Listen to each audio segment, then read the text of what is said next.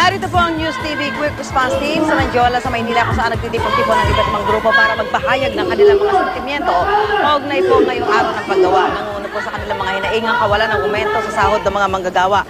Nagdating nga po dito itong mga nagrarally kanina pasado alas 4 ng hapon dahil nagkita-kita po sila sa iba-ibang lugar, gaya po dyan sa may bahagi ng Liwasang Bonifacio at dito po sa Welcome Rotonda dyan po sa may bahagi sa hangganan ng Maynila at lungsod ng Quezon, at nagmarcha nga ho sila dito para isagawa ang programa at malamang daw po na matapos sila sa kanilang programa hanggang mamayang pasado alas 5 ng hapon. Makikita niyo po sa may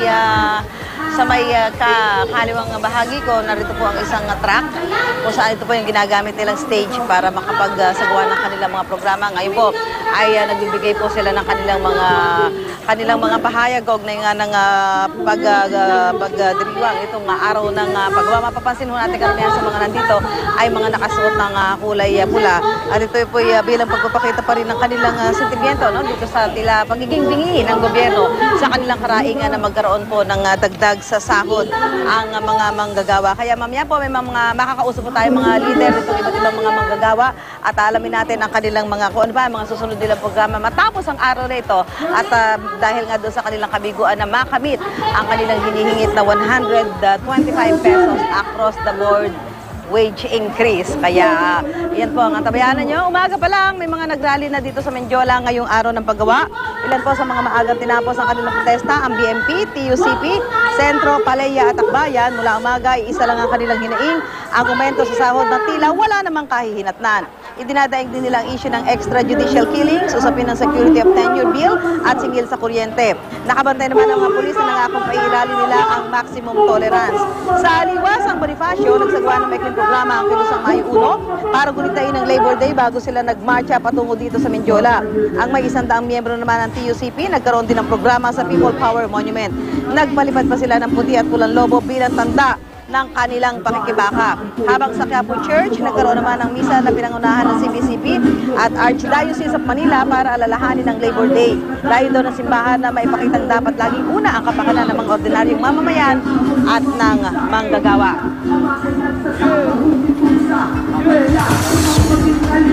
At sa puntong ito, makakausap po natin si Ginoong Elmer Labog, ang chairperson po ng Kilusang Mayo 1. Elmer, magandang hapon. Magandang hapon at magandang hapon sa ating mga kababayan tagapagmana. Matatapos na ang araw, ano ba, uuwi bang lubuan ang mga manggagawa ngayong araw na ito? Kaya kami nandito sa paanan ng Mendiola kasi kinukondena namin yung posisyon ng Malacanang na wala man lang dagdag sa napakalit na sahod ng mga manggagawang Pilipino. Ngunit malaki yung kinakaltas sa usapin ng taxation at PhilHealth, SSS. Kaya yung minimum wage sa manggagawa pagdating ng payday halos walang natitira. Kaya't yung 466 na sahod ay malayo sa 1,000 pesos 51 centavos na dapat family living wage sa kasalukuyan. So matapos ang araw na ito, ano susunod din yung mga gagawin para isuwag pa rin yung inyong mga kahilingan na magkaroon ng dagdag sa sahod ng mga manggagawa?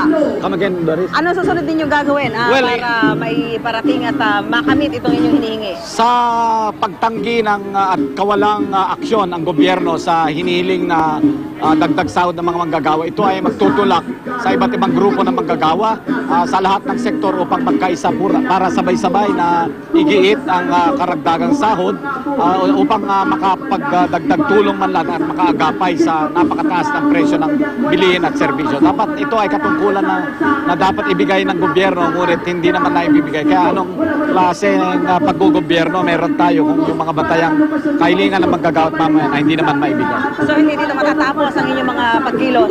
Tuloy-tuloy po tulad ng mga nakarang araw, at ngayon ay titinitiyak namin sa publiko at sa araw ng paggawang ito na kami naninindigan ay pagpapatuloy ang pagkilos upang makamit ang mga batayang kahilingan at yung tunay na pagbabago sa kalagayan ng mga manggagawa at mamayang Pilipino. Meron ba kayo nakausap ng opisyal ng gobyerno ngayong araw na ito para dinggin yung inyong mga karaingan?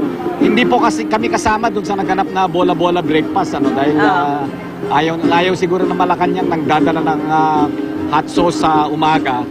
Pero alam na namin ang magiging script na tulad din last year na ang kalimitan tugon ng gobyerno ay pag-aaralan nila ang idinudulog na dagdag na sahod at pagbabasura sa kontraktualisyon at iba pang mga kahilingan ng manggagawa. Kaya inuulit na lamang yung script ng gobyerno ni Presidente Aquino. So hanggang ano oras ito, balak tapusin itong programang ito? Mananatili po kami rito hanggang 5:30 kung saan ay may ilang mga sektor pa ang magpapahayag sa kanilang matinding karaingan na nagaganap sa kanilang kalagayan. Okay, maraming salamat. Si Ginoong Edgar Labog, ang chairperson po ng Kilusang Mayo 1.